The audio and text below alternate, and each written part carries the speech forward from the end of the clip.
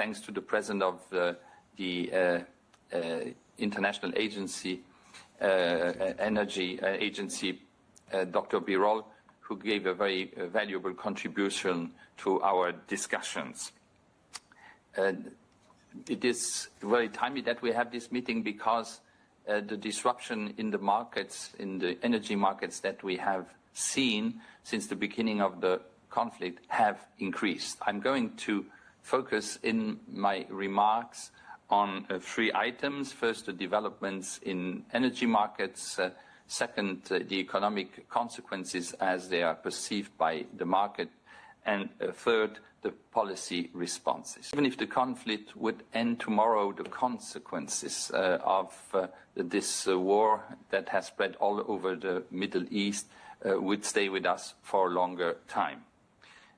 Gas and oil prices are expected to stay high throughout the year, and this is influencing how markets are seeing the developments of inflation and also seeing the broader outlook.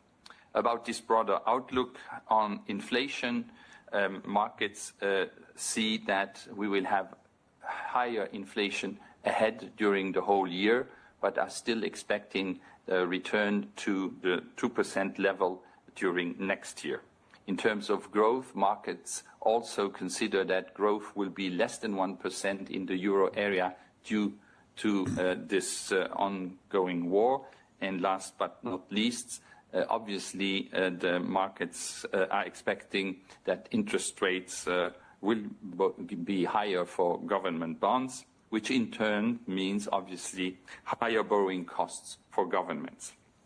Fortunately, compared to the energy shock that we had in 2022, renewable energy is more in the forefront in many countries. And it was mentioned, and rightly mentioned, that countries like Spain and Portugal that have increased a lot renewable energy are now less hit by the energy shock than they were the last time.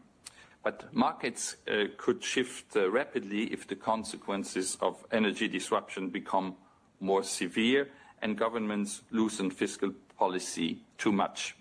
That is why the ESM supports the Commission's call for support measures that are temporary and targeted.